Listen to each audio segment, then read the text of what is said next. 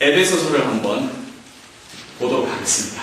자, 앞으로 얼마큼 걸릴지는 잘 모르겠는데, 한 10번 정도로 생각을 합니다. 근데, 본문을 보면서, 이걸 어떻게 한 번에 다 끝내나, 오늘 그런 생각도 하면서 사실은 준비를 했는데, 너무나 아름다운 본문입니다. 그러나, 저보다도 하나님께서 직접 여러분들한테 은혜를 주시고 있고, 저는 저의 그냥 할 만큼만 할 수 있도록 하겠습니다. 이 본문을 읽는 순간 어떤 느낌이 드세요? 좀 무겁지 않으세요? 아주 컴팩하게 모든 것들이 다 들어가 있다는 생각이 안 드십니까? 우리들의 믿음과 신앙생활과 모든 것들이.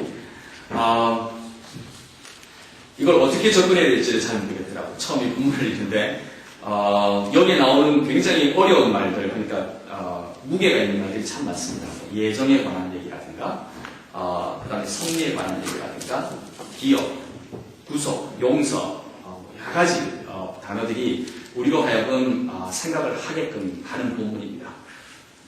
신약 성경 중에서 참 아름다운 가장 아름다운 찬송시가 있다면, 개인적으로는 찬송시가 있다고 하면 저는 그 수태고지의 장면에서 마리아가 예수님의 그 잉태를 하게 된다는 고지를 받고 난 뒤에 찬양하는 그 부분이 누가복음에 아름답게 표시가 되어 있어요.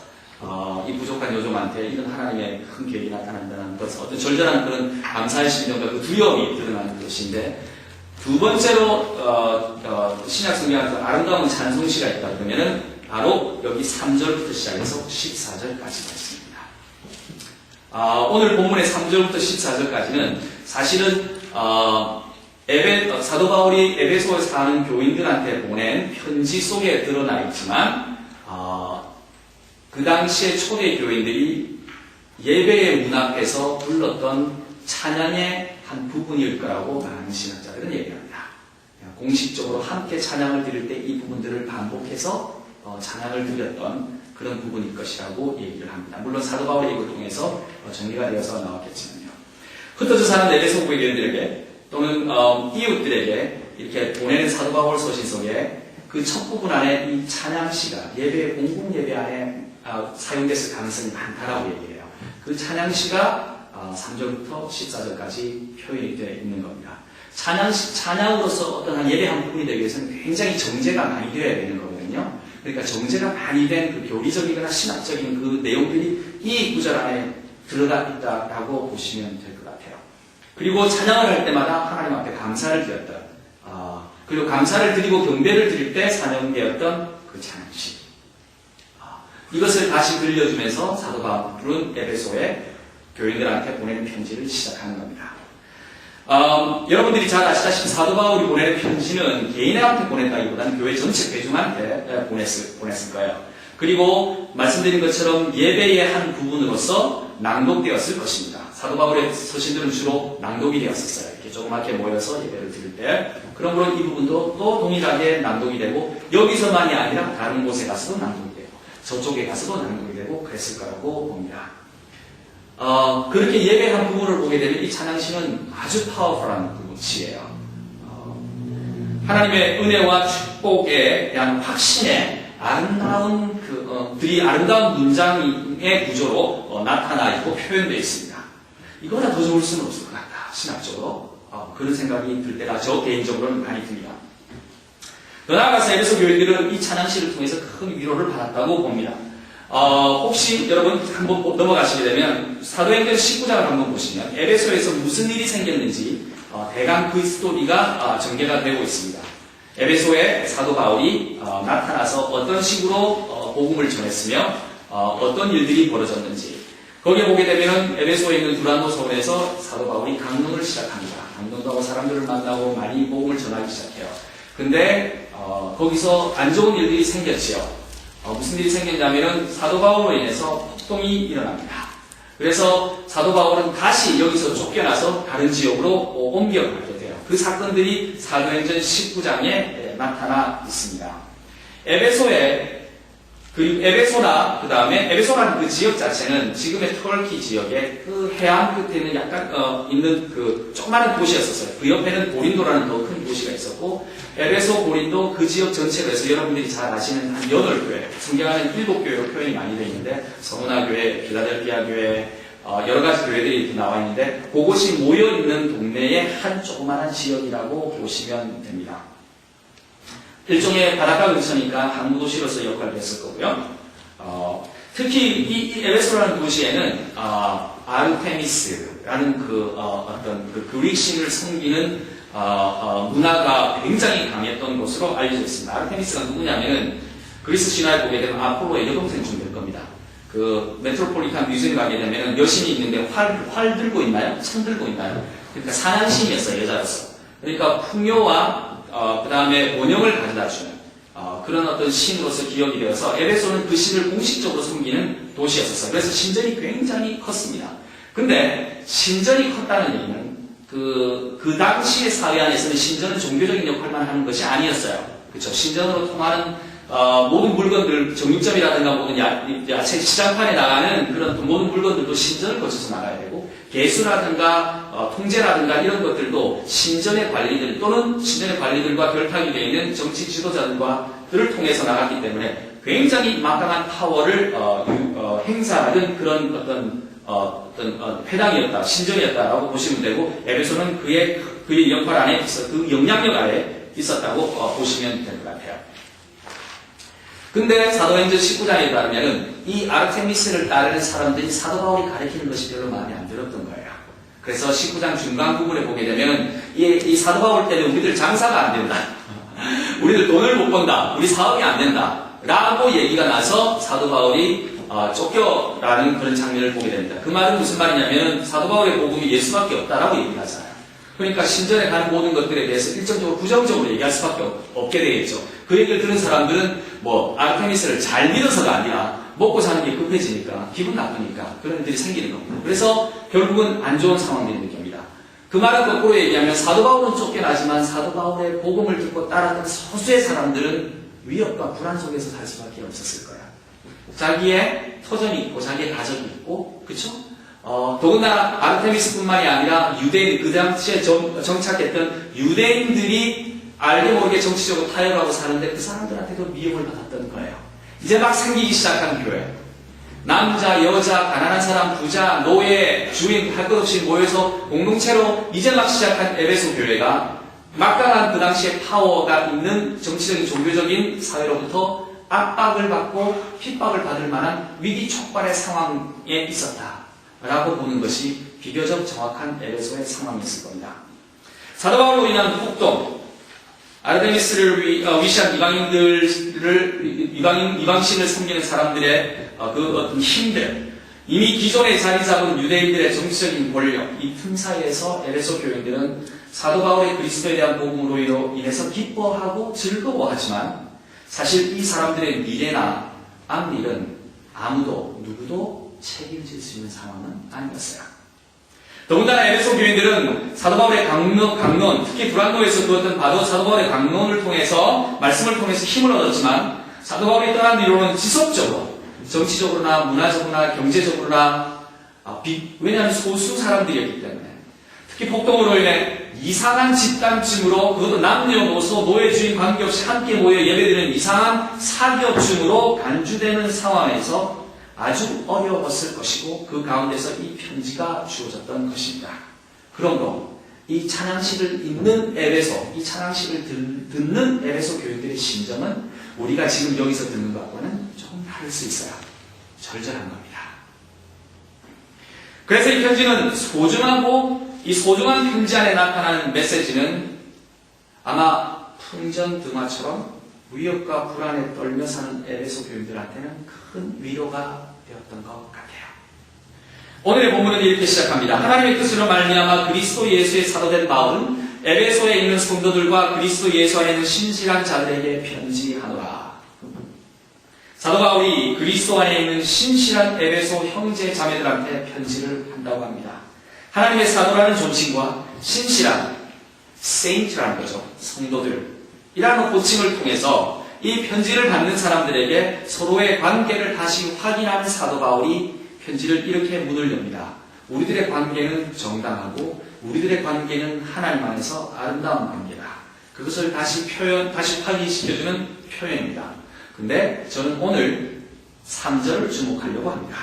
3절은 이렇게 합니다. 찬송하리로다. 하나님의 곧 우리 주 예수 그리스도 아버지께서 그리스도 안에서 하늘에 속한 모든 신령한 복을 우리에게 주시되. 한국말로는 끊어졌습니다. 주시되라고 끊어졌지만 영어로 보게 되면은 Praise be to the God, the Father of our Lord Jesus Christ, who has blessed 라고 표현했어요.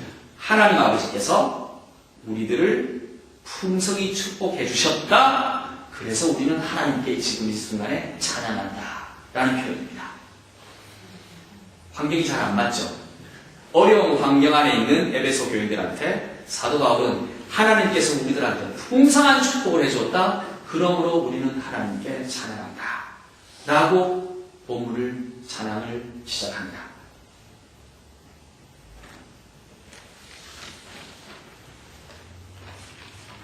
같이 찬양합시다. 하나님께서는 우리에게 신령한 복을 주셨습니다. 보다 정확하게 얘기하면 하나님께 찬양합시다. 하나님은 하나님께 속한 모든 신령한 복과 모든 각종 복을 이미 여러분들한테 주셨기 때문입니다. 이미 여러분들은 받았습니다.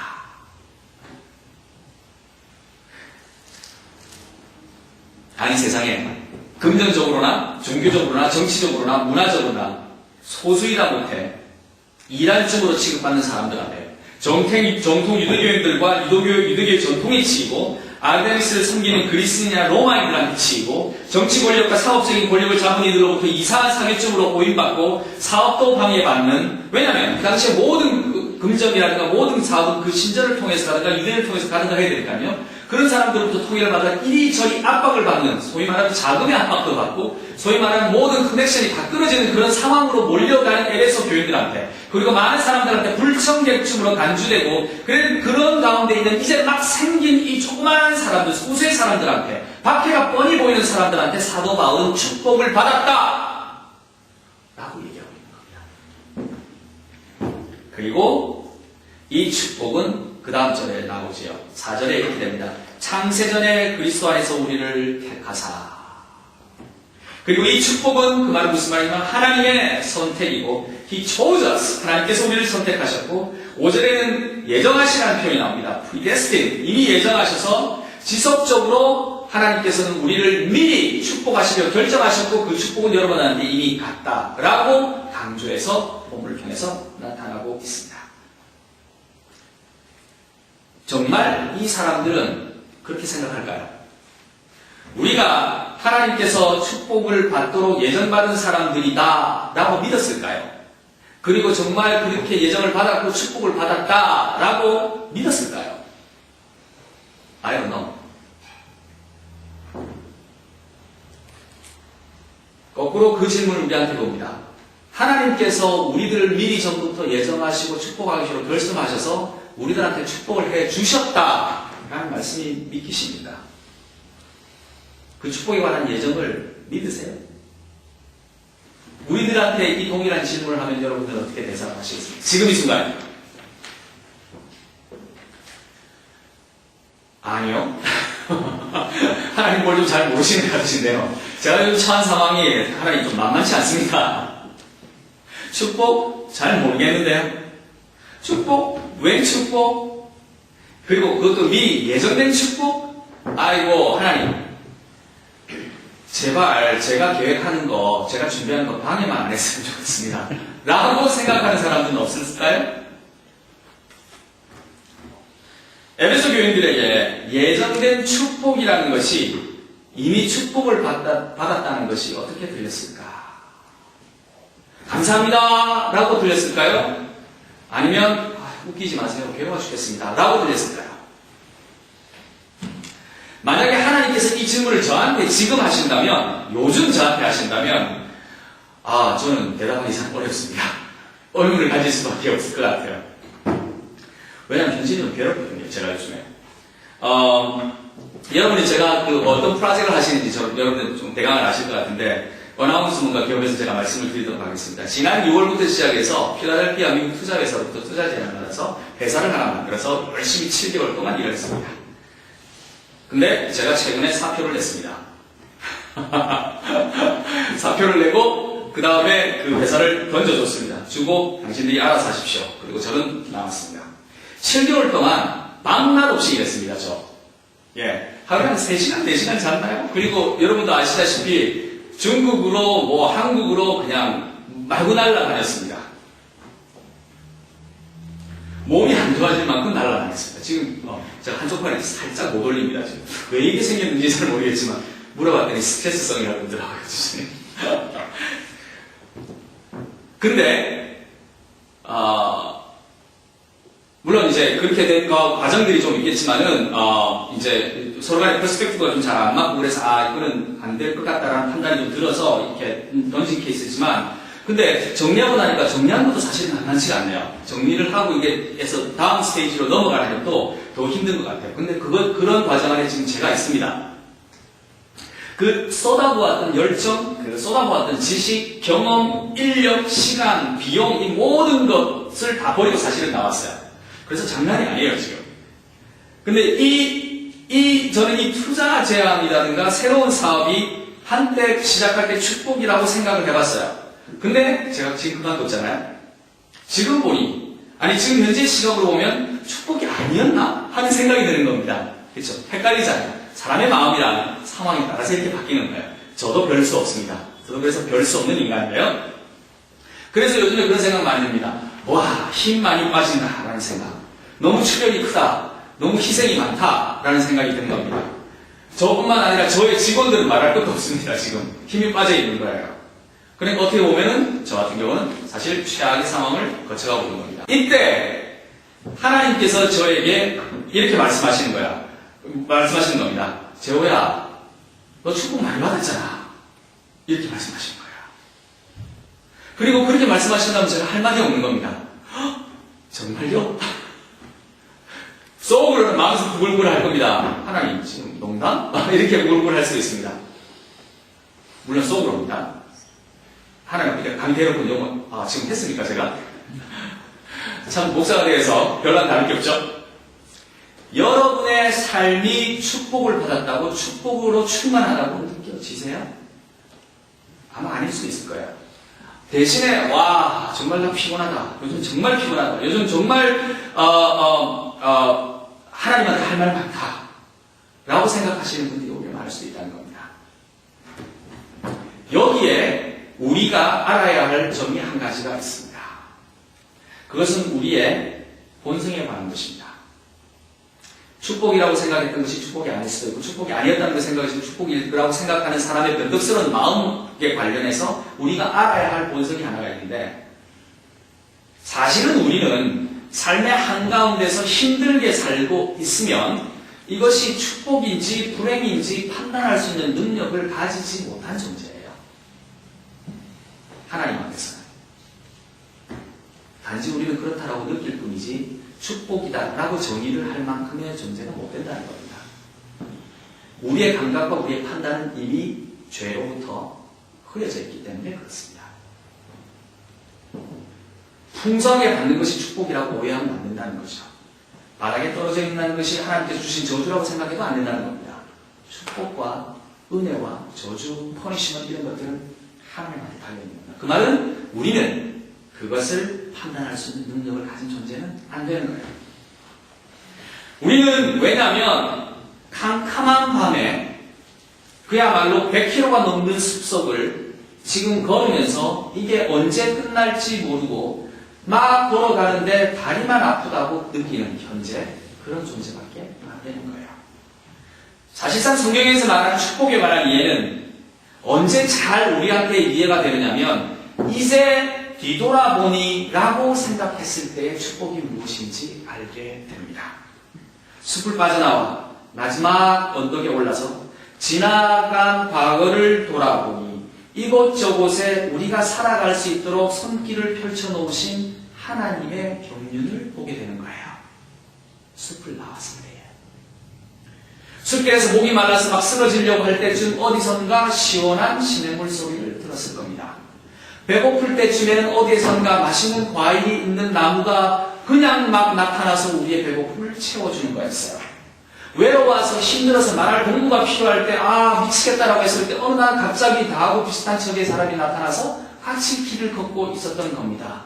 모든 것이 우연으로 드러난 것이었지만 숲을 떠나 언덕 위에 올라가서 보니 하나님께서 이곳저곳에 마련해 주셨던 은혜였던 겁니다. 뒤돌아보니 다시 위에서 아래를 보니 아하, 하나님께서 축복하셨구나. 우리가 가지고 있는 한계는 아직 우리가 숲 안에 있기 때문에 이게 축복인지 이게 벌인지 우리는 잘 모른다는 거죠. 뒤돌아보니 하나님께서 이미 축복을 다 준비하시고 예견하시고 예정하셨던 겁니다. 그러나 이 말은 아마 이 과정 안에, 지금 현재 이 어려운 과정 안에 있는 저에게, 회사를 정리하고 혼란함에 있는 저에게 축복은 어쩌면 낯선 용어로 다가올 가능성이 많습니다. 새로운 숲으로, 새로운 도전으로, 새롭게 낯선 길로 들어서는 이들에게 축복이라는 것이 낯설 수 있습니다. 그러나 다시 생각해 봅시다. 우리는 이 시점에서 한번 호흡을 들이키고 서서 지나간 일을 뒤돌아봅니다. 이렇게 뒤돌아보니 여기까지 끌어오신 하나님이 계셨구나 하고 생각이 드실 거예요. 아마 그 하나님의 인도하심이 조금이라도 느껴지시는 분은 축복의 의미를 이제 알아가시는 겁니다. 맛보기 시작하시는 분인 겁니다. 왜냐하면 지금까지 끌어오신 그 하나님이 앞으로도 우리를 끌어갈 것이라는 확신이 이제 들기 때문에 그렇습니다. 적어도 이런 분들에게는 지금 현재의 눈으로 과거를 돌아보는 것이 축복이었네 라고 말할 수 있는 이 경험이 앞으로 되어질 미래의 시각에서 오늘을 바라보니 축복이구나 라고, 축복이다 라고 하는 확신을 미래적인 신앙으로 볼 수 있는 믿음을 가지게 된 것이에요. 적어도 오늘 본문에서는 축복에 대한 선언은 도전을 맞이한 에베소 교회들에게 주어진 가장 큰 미래적인 신앙을 확증하는 그 확인, 그 위로, 그 은혜가 되었던 것입니다. 이 본문은. 그리고 이것이 우리들에게도 강한 확신이 되기를 정말 주님의 이름으로 축원합니다. 그러나 문제는 뭘까요? 그거는 우리들 자신입니다. 아주 펀더멘털한 질문은 우리가 축복을 받을 만한 존재인가? 라는 겁니다. 문제가 뭐냐면 우리가 정말 축복을 받을 만한 존재인가? 바울이 에베소 교인들에 대한 이 편지는 이 질문에 대한 아름다운 답변을 내어놓습니다. 사실 오늘 특히 4절에서 14절까지는 성경 가운데서 삼위일체에 관한 내용인데 그것에 대한 답으로 나온 겁니다. 잠깐 한번 분석을 한번 보도록 할까요? 4절부터 6절까지는 왜 이 찬송시가 아름다운가 하면은 바로 굉장히 엄밀한 어떤 신학적인 조직 체계가 있어서 그렇습니다. 4절부터 6절까지는 그리스도를 통하여 이렇게 됩니다. 4절은 곧 창세전에 그리스도 안에서 우리를 택하사 우리로 사랑 안에서 그 앞에 거룩하고 흠이 없게 하시려고 그 기쁘신 뜻대로 우리를 예정하사 예수 그리스도를 말미암아 자기 아들이 되게 하셨으니 이는 그가 사랑하시는 자 안에서 우리에게 거저 주시는 바 그의 은혜의 영광을 찬송하게 하려는 것이라. 여기에서 주어는 누구냐면 하나님이십니다. 하나님 아버지. 4절에서 6절까지는 예수 그리스도를 주신 하나님 아버지에 관한 그 은혜에 관한 찬양입니다. 7절부터 12절까지는 그 오신 예수 그리스도가 무슨 일을 하셨는지를 밝혀주고 있습니다. 우리는 그리스도 안에서 그의 은혜의 풍성함을 따라 그의 피로 말미암아 속량 곧 죄사함을 받았느니라. 그리스도 안에서 죄의 사함이 일어났다는 것입니다. 그리고 13절부터 14절까지는요. 그렇게 죄사함을 받은 우리들은 이렇게 표현합니다. 그 안에서 너희도 진리의 말씀 곧 너의 구원의 복음을 듣고 그 안에서 또한 믿어 약속의 성령으로 인치심을 받았으니 이는 우리 기업의 보증이 되사 그 얻으신 것을 속량하시고 그 영광을 찬송하게 하려 하십니다. 성령의 인치심이라는 표현을 통해서 하나님의 성령이 어떻게 우리들의 사정에서 역할하고 있는지를 표현해 주는 겁니다. 이 본문은 신약 성경 안에서 가장 삼위일체에 대한 역할과 삼위일체에 관한 그 내용을 아름답게 표현한 찬송시로 정평이 나 있습니다.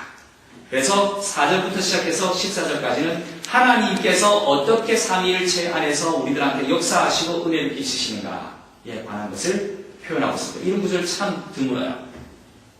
어쨌든 이 안에서 우리는 축복과 관련해서 우리의 본성과 관련한 것을 보게 되는데, 우리는 어떻게 보면 축복의 대상이라기보다는 일단 4절부터 시작하는 본문에 의하면 용서가 필요한 사람들이었다라는 것부터 출발합니다. 축복이 아닌 용서. 여러분의 믿음이 하나님의 축복을 요구할 만큼 강하다고 생각하시나요? 자격이 있다고 생각하십니까? 아니면 우리의 믿음은 용서를 우선적으로 더 필요로 하는, 어떻게 보면 형편없는 껍데기를 가진 사람들에 불과한가요? 저는 개인적으로 생각할 때 후자라고 봅니다. 저의 믿음은 형편없습니다. 오직 남 앞에 얘기할 건덕지도 없습니다. 금방 제가 고백한 것처럼 회사를 떠나고 난 뒤에 곤란 안에 있으니까, 숲속을 걸어가는 그 과정에 있으니까 힘드니까 원망도 나오는 겁니다. 그것에 비교해서 볼 때 제 믿음이 하나님 앞에 축복 달라고 요구할 만큼 강하다고요? 저는 그렇게 얘기 못합니다. 근데 에베소 교회들도 그랬던 것 같습니다. 약하고 겁 많고 위협을 좀 받으면 도망가기 바쁘고, 앞에서 이렇게 나가서 리드하기보다는 뒤에서 눈치 보기 바쁘고, 약삭빠르게 아닌 척하면서 좀 교만하기도 하고, 별 각종 인간적인 약점을 다 모은 것 같은 교인들, 그 사람들이 에베소 교인들이었던 것 같아요. 사도 바울이 쫓겨날 때 에베소 교인들이 보호해주지 못했어요. 사도 바울이 물려날 때 에베소 교인들이 목숨 걸고 사도 바울을 변호하거나 보호하거나 프로텍트하거나 변증하지도 않았습니다. 쫓겨나는 것을 힘없이 보기만 했어요. 우리에게 믿음이란, 우리에게 축복을 부르는 믿음이라는 것이 있긴 있는가? 우리가 가진 것이 믿음이라고 할 만한가? 우리가 믿음이 있나? 라는 질문을 하게 되는 겁니다. 저는 오늘 우리의 이 본문을 볼 때 이렇게 생각합니다. 우리가 가진 믿음은 사실상 축복을 요구하는 믿음이 아니라 용서를 기다리는 믿음이라고요. 그리고 그렇게 보는 게 맞다고요. 하나님 앞에 나와서 예배를 드릴 때 축복해 주세요라고 달라고 요구하는 믿음이 아니라, 하나님 앞에 나와서 우리가 믿음을 얘기할 때 주님 용서해 주세요라고 얘기하는 것이 믿음의 오히려 본질에 더 가깝지 않나라는 겁니다. 그러니 사람들이 믿음이라고 얘기하는 것, 어떻게 보면 이런 겁니다. 확신하는 거예요. 흔들리지 않는다고 확신하는 겁니다. 무언가 강하고 단단한 거예요. 흔들림이 없는 것이 믿음이라고 보는데, 저는 여기서 이렇게 단언하고 싶습니다. 믿음이라는 것은 우리가 스스로 확신하는 심리적 상태가 아니에요. 믿음이라는 것은 성공을 확신하거나 내가 강하게 믿는 바 이렇게 될 것이다라고 하는 심리적인 드라이브가 아니라는 겁니다. 그리고 그런 어떤 마음의 성태를 통해, 확인을 통해 항상 성공을 가져오고 행복을 가져다 주는 것만으로 믿음이 나타나는 것도 아닙니다. 성공을 가지기에 이런 확실한 태도가 필요한 것도 아닙니다. 왜냐하면 우리는 이런 것을 가지는 존재도 아니고, 가져도 이런 성공을 하나님께서 주시는 실체로 우리한테 다가오는 것도 아니기 때문에 그렇습니다. 고백하면 그래서 그런 겁니다. 우리의 믿음은 약한 겁니다. 라는 것이 본질에 가까운 거예요. 우리의 믿음은 불안합니다. 라고 얘기하는 것이 가장 솔직한 거예요. 우리의 믿음은 혼란스럽습니다. 라고 얘기하는 것이 오히려 하나님께서 듣고 싶어하는 대답일 수 있습니다. 우리의 믿음은 깨질 것 같습니다. 라고 얘기하는 것이 우리의 가장 바닥까지 떨어져서 하나님과 정직하게 만나는 고백일 수 있다는 겁니다. 우리의 믿음이 강하기 때문에 하나님 주십시오 라고 얘기하는 것처럼 교만한 것이 교만할 수 있다는 것을 기억해야 된다는 뜻이겠죠. 우리의 믿음은 마치 컴컴한 밤에 집안에 켜진 한 자루의 촛불과 같습니다. 바람이 불 때마다 꺼질까 위태롭습니다. 후 하면 훌렁합니다. 그림자 때문에 우르르 바뀌기도 합니다. 꺼질까봐 두렵습니다. 위태롭습니다. 흔들립니다. 근데요, 그게 믿음이라는 겁니다. 작지만 그래도 방을 밝히고 있기 때문에 그렇습니다. 꺼질 것 같지만 그래도 살아있기 때문에 그렇습니다. 우리의 믿음이 그것밖에 안 되는 거예요. 그래도 감사해요. 왜? 살아있잖아요. 이것이 우리 믿음의 현실입니다. 우리가 하나님에 대한 믿음이 있다면 마치 촛불과 같은, 마치 약한 호롱불과 같은, 그래서 이 약함 때문에 용서가 축복 이전에 필요한 것이지요. 그리스도라는 기름이 호롱불이 꺼지지 않기 위해서 필요했던 것이지요. 하나님 아버지께서는 그래서 이렇게 말씀하고 계신 겁니다. 4절부터 창세전에 그리스도 안에서 우리를 택하사 우리로 사랑 안에 그 앞에 거룩하고 흠이 없게 하시려고 그 기쁘신 뜻대로 우리를 예정하사 예수 그리스도로 말미암아 자기의 아들들이 되게 하셨으니 네 촛대가 강하고 단단하고 두꺼워서 니네들이 내 아들이 된 것이 아니라 예수 그리스도라는 기름 그 때문에 예수 그리스도라는 그 힘 때문에 너의 촛불이 아직도 살아있다. 그것이 예정되었고 그것이 너희들한테 축복이다. 그 안에 용서가 있다. 이겁니다. 이 복음을 듣는 에베소의 교인들 감격했을까요? 안 했을까요? 저는 이 복음을 듣는 에베소 교인들은 눈물을 펑펑 흘렸을 것 같습니다. 예, 우리는 이것밖에 안 돼. 그러나 그리스도가 살아계셔서 그 그리스도를 예정하셔서 그 그리스도가 우리한테 주셨고 그 그리스도가 우리한테 다시 올 것이라는 그 확신 때문에 이 험한 세상, 이 핍박과 모욕과 멸시 안에서도 그 흔들리는 믿음이지만 그나마도 가지고 갔던 그 에베소 교인들이 바로 우리인 겁니다. 우리가 당한 상황, 우리의 처지가 정말 별 볼 일도 없는데 상황도 좋지도 않고 우리의 믿음도 약한데 그리스도 안에서 용서가 있습니다. 더 나아가서 우리를 넘치게 하고 그리고 이것은 이미 하나님께서 미리 축복 예정하셨던 축복이었던 것이에요. 내가 너무 약하고 부끄럽다. 내가 너무 몰랐구나. 내가 돈도 없고 힘도 없고 핍박을 당해도 돈보다 힘보다 더 크신 하나님의 그 구속의 은혜가 핍박을 넘어서는 그리스도의 은혜가 이 은혜가 이 충만함이 세상의 모든 우리가 가지고 있는 약점들을 능가하는 하나님의 축복으로 다가오는 순간이 바로 이 본문이 펼쳐졌던 그 상황이었던 겁니다. 우리가 원하고 바라는 아르데미스의 성공 그리스도 앞에서는 아무것도 아닌 게 되는 겁니다. 우리가 원하는 그 유대인 회중들이 가졌던, 회당들이 가졌던 그 정책인 파워, 하나님의 은혜와 그 계획의 경륜과 예정 안에서는 아무것도 아닌 겁니다. 그래서 그리스도 안에 성령의 신령한 것보다 덜 중요하게도 오히려 이 축복으로 인해 감사하게 되는 겁니다. 그래서 오늘 이 본문이 이야기하는 하나님의 축복 안에서 감사할 수 있는 겁니다. 하나님의 축복이 뭐냐고요? 하나님의 축복이 뭐냐고요? 그리고 우리들한테 여러분이 하나님의 계획하신 그 영원하고 아름다운 계획 안에 아주 중요한 한 부분이 되었다는 그 사실입니다. 하나님께서 계획하시고 끌어나가는 그 예정되고 준비하신 그 큰 계획 안에 여러분이 한 부분이 되었다는 거예요.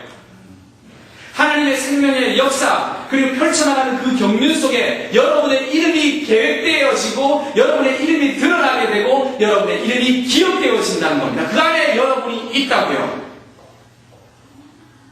저는 잘 모르겠는데요. 하나님께서 말씀하시는 겁니다. 있다니까 라고요. 11절입니다.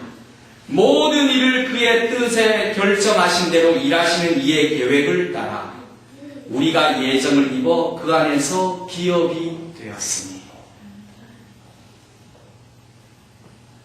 아름다운 본문입니다. 우리가 기업이 되었답니다. 하나님의 그 큰 경륜 안에 우리가 기업이 된 겁니다. 영어의 본문을 보게 되면 이렇습니다. According to the plan of Him. According to the plan of God. 하나님의 계획 안에 우리가 기업이 된 거예요. 여기에 우리의 축복이 있는 겁니다. 하나님의 계획과 역사 안에 여러분이 들어있는 겁니다. 에베소 교인이 하나님의 역사 가운데 있었던 것은 분명합니다. 그래서 우리가 이 자리에서 에베소 교인들에 관한 글을 읽지요? 그 당시 에베소 교인들이 그걸 알았을까요? 의심했을 겁니다. 2000년이 지나고 난 뒤에 우리는 에베소 교인들의 역사를 읽는 겁니다. 그럼 앞으로 하나님의 계획 안에 우리가 있다는 것이겠지요? 어떻게 하냐고요? 돌아보니 하나님의 은혜였던 것을 우리가 경험했던 겁니다. 돌아보니 하나님의 은혜였다고 하나님의 계획이었다는 것을 우리가 알게 됐던 겁니다. 돌아보니 하나님께서 축복하시던 걸 이제 알잖아요. 그래서 앞으로도 그럴 것입니다. 그리고 하나님께서 이렇게 우리에게 말씀하시는 겁니다. 우리가 하나님의 기업이 된다고요. 누가 약속하냐고요? 하나님께서요. 우리가 이를 믿는 순간 하나님의 성령의 힘으로 확증되기 시작하였습니다. 13절입니다. 그의 안에서도 너희도 진리의 말씀과 너희 구원의 복음을 듣고 그 안에서 또한 믿어 약속의 성령으로 인치심을 받았으니 이는 우리 기업의 보증이 되사 그 얻으신 것을 속량하시고 그 영광을 찬송하게 하려 하십니다. 성령이 함께 하면서 우리들로 하여금 그 약속을 믿게끔 하는 겁니다. 우리가 믿음이 없다고요? 예, 우리의 믿음은 약합니다. 정말 곧 꺼질 것 같은 그런 어떤 촛불과 같은 믿음이고 금방 꺼질 것 같은 기름 없는 호롱불과 같은 믿음입니다. 그리고 밤은 깊어 보입니다. 새벽이 올 것 같지도 않아요. 이 캄캄한 밤에 곧 꺼질 것 같은 호롱불 들고 어두운 숲을, 하늘도 보지 않는 숲을 걸어가려니 힘이 들 수도 있습니다.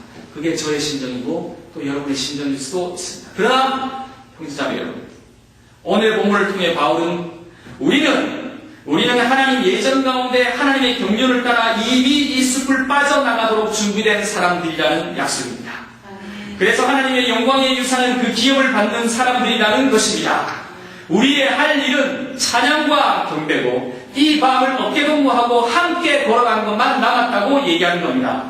마치 에베소 교인들이 그러했듯이 그리스도 안에서 그의 사랑과 그분의 용서를 등에 업어 우리의 믿음이 흔들리는 촛불에서 꺼질 듯한 호롱불에서 하나님의 약속함과 경륜과 예정함을 믿어 그 크신 계획 안에서 그의 한 부분임을 확신해서 적어도 우리의 믿음을 흔들리는 촛불에서 비가 와도 눈이 와도 꺼지지 않는 올림픽 송화대 횃불쯤으로 바꾸어가면서 나아가는 것이 우리의 역할이라는 겁니다. 그 비전을 가지고 살아가는 것이 에베소 교인의 비전이었고 생명나무 교회의 비전인 겁니다. 네. 그 책임과 그 미래와 그 계획과 그 축복을 오늘 이 에베소서 1장 3절에서 14절까지 우리들한테 말씀해주고 계신 겁니다. 믿으십니까? 네. 여러분들 앞에 그 은혜가, 그 경륜과 하나님의 그 섭리가 아름답고 힘차게 펼쳐지실 것을 믿으십니까? 네. 그러면 같이 갑시다. 같이 하나님께 찬양하며 믿으며 경배하며 감사하며 함께 걸어가는 생명나무 교회가 되기를 주님의 이름으로 축원합니다. 아멘.